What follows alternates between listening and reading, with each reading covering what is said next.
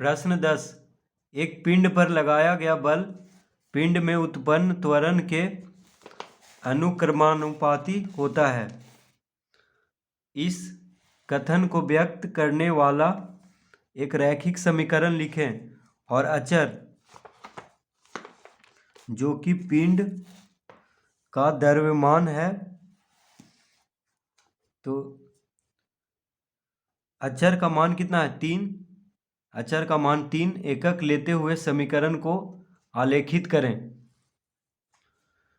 तो यहाँ पे कह रहा है कि एक पिंड पर लगाया गया बल पिंड में उत्पन्न त्वरण के अनुक्रमानुपाती है। तो अनुक्रमानुपाती मतलब अगर बल बढ़ेगा तो त्वरण भी बढ़ेगा, यानी अगर एक राशि बढ़ता है तो दूसरा राशि भी बढ़ता है, अगर एक राशि कमेगा तो दूसरा राशि भी कमेगा। ठीक है, अनुक्रमानुपाती मतलब यही हुआ कि अगर बल बढ़ेगा उस पिंड में, तो पिंड पर लगाया गया अगर बल बढ़ रहा है तो पिंड में त्वरण भी बढ़ेगा। ठीक है, तो इस कथन को व्यक्त करने वाले एक रैखिक समीकरण लिखना है। तो द्रव्यमान का मान 3 एकक लेते हुए, यानी जो अचर है उस पिंड का द्रव्यमान का मान कितना लेना है 3 एकक लेते हुए समीकरण को आलेखित करें। तो प्रश्न 10 में लिखेंगे माना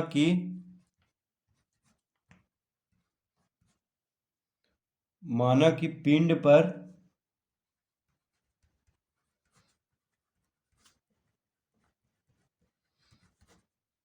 लगाया गया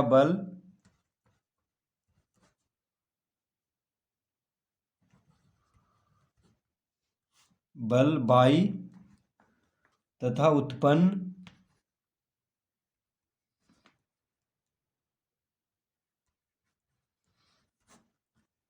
त्वरण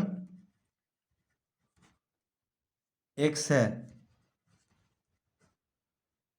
तो क्या मान लेंगे कि पिंड पर लगाया गया बल कितना है बाई है तथा उत्पन्न त्वरण x है।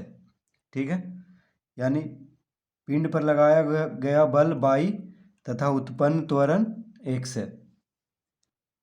तो समीकरण क्या हो जाएगा, तो लिखेंगे अतः समीकरण बराबर हो जाएगा। तो समीकरण बराबर क्या हो जाएगा,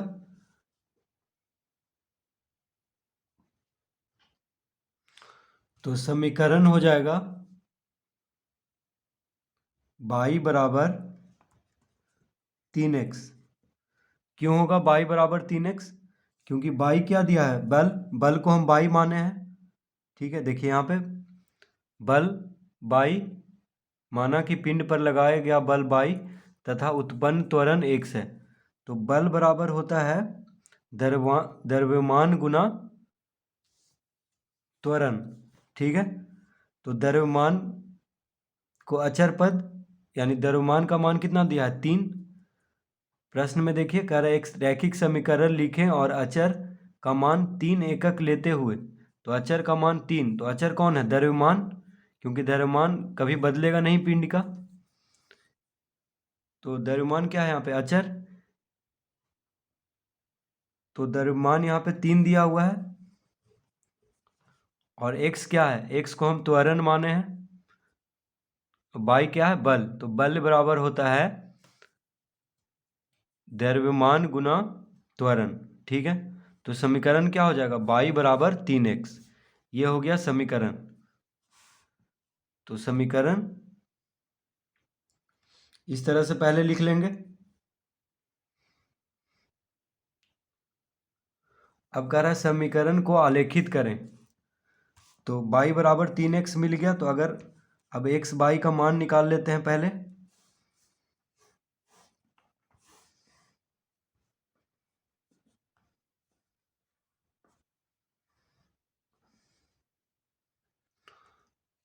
तो अगर x बराबर 0 रखेंगे, अगर x का मान 0 लेंगे तो बाई का मान भी 0 हो जाएगा, क्योंकि बाई बराबर 3 गुना 0 0। ठीक है, अगर x का मान 1 लेंगे तो अगर x का मान 1 लेंगे तो 3 गुना 1 3, y का मान कितना हो जाएगा 3। तो अब इसके माध्यम से आलेख हम आसानी से खींच सकते हैं। ठीक है, 0 0 और 1,3 का 0, 0 और 1,3। तो ग्राफ पेज में पहले x अक्ष और y अक्ष बना लेते हैं।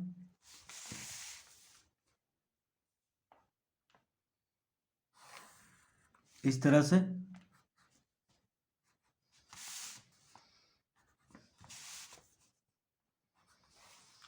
तो ये हो गया x अक्ष, ये हो गया O मूल बिंदु, और यहाँ पे लिखेंगे x डैश।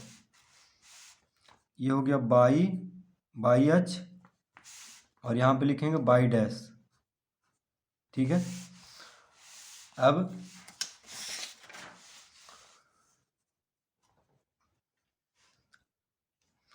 तो इस तरफ 1 लिखेंगे यहाँ पे, और यहाँ पे लिखेंगे 1 2 3। तो इतना ही का काम है, तो बस इतना ही लिखेंगे। ठीक है, जितना ज़रूरत हो उतना ही लिखेंगे, ज़्यादा लिखने का कोई मतलब नहीं है। तो अब x बराबर कितना 0 रखे थे, तो y बराबर भी 0 आया था। तो 0 0 यानी मूल बिंदु पे होगा, दोनों 0, x भी 0 y भी 0। तो यहाँ पे लिख लेते हैं 0 0। यहाँ पे क्या लिखेंगे 0,0। ठीक है, मूल बिंदु पे। तो मूल बिंदु का निर्देशांक क्या होता है 0,0, यानी x भी 0 और y भी 0। अब दूसरा 1 3, तो x अक्ष पे 1 यहाँ है और y अक्ष पे 3 यहाँ है, तो 1 3 यहाँ पे मिल रहा है, तो इसको लिख देंगे 1,3। अब यहाँ पे लिख लेते हैं उत्पन्न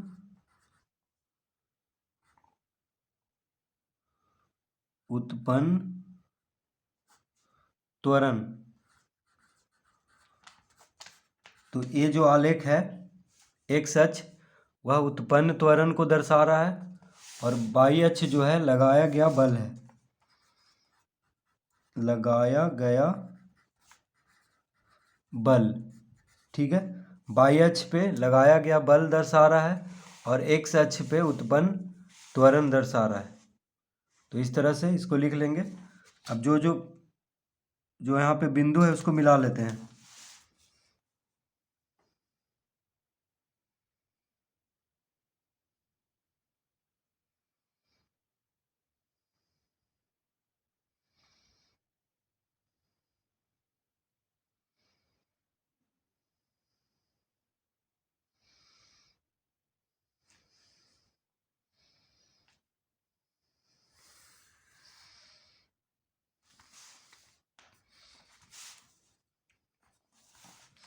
इस तरह से,